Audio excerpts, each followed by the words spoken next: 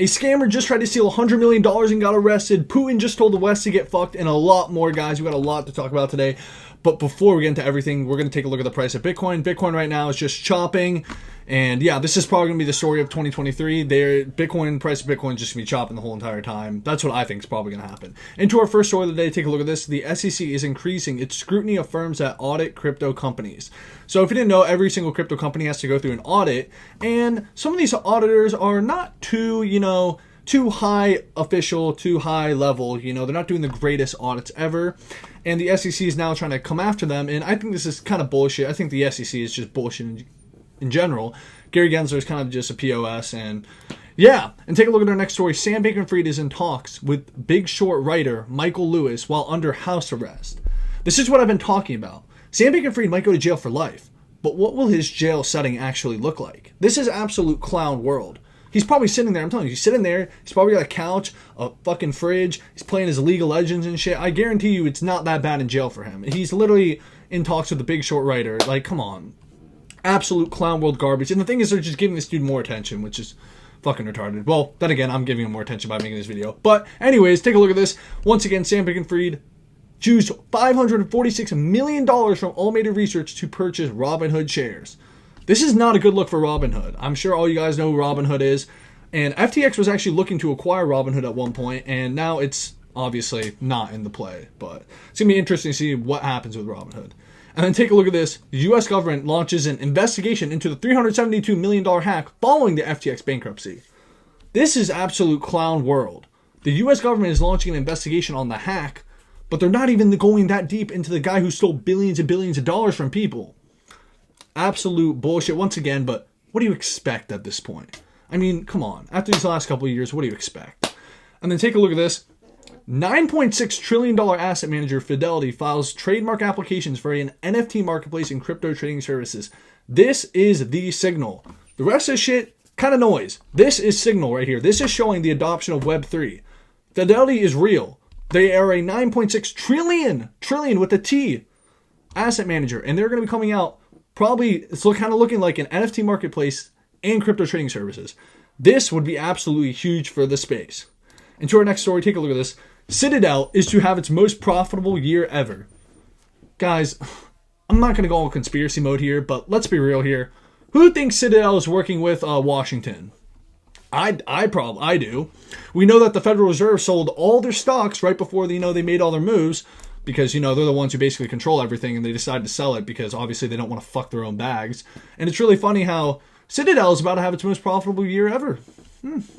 Just a coincidence. I mean, they do got to make a lot of money, but yeah, these big hedge funds and shit, big dudes on Wall Street, they're all working with Washington.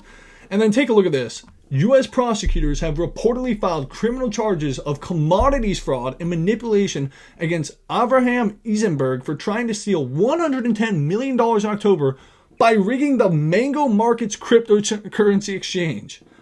Absolutely insane. So this guy tried to go ahead and steal $110 million and he got caught.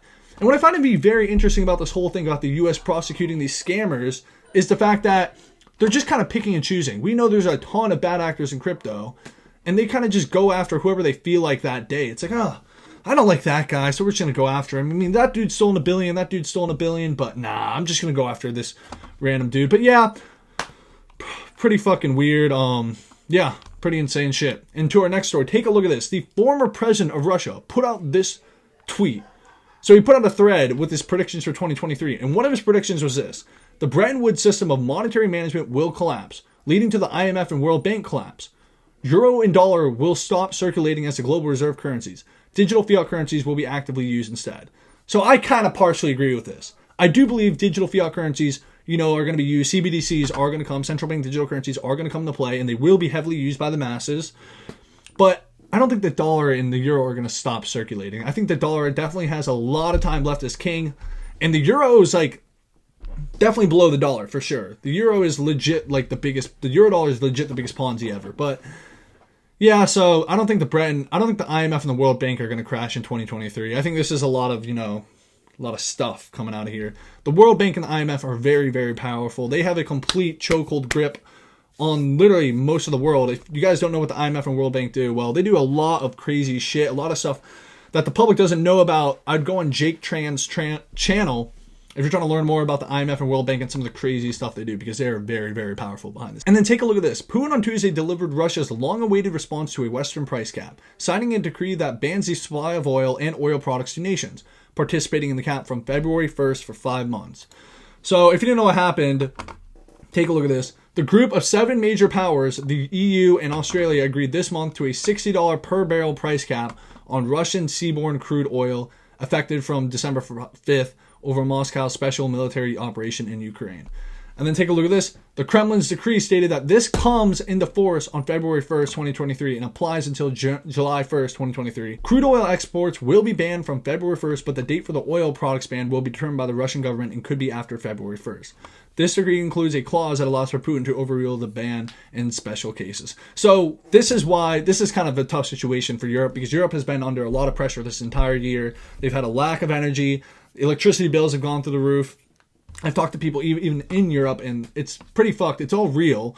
And now Putin's putting down the hammer and saying, you keep your price cap, you're not getting shit. And I think this is going to, I hate to say it, but it's probably going to backfire on the Europeans. Like, let's be real here. They are very heavily reliant on Russian energy. Some of these countries in Europe are like 99% reliant on Russian energy. So it's going to be really interesting to see what goes on there. At the end of the day, you can print euros, but you cannot print energy. And yeah, guys, that's all I got for the video. Make sure to subscribe, like, and leave a comment. Let me know what you think. And go follow me on all my social medias, and especially my Twitter. Go follow me on my Twitter. And thank you for watching.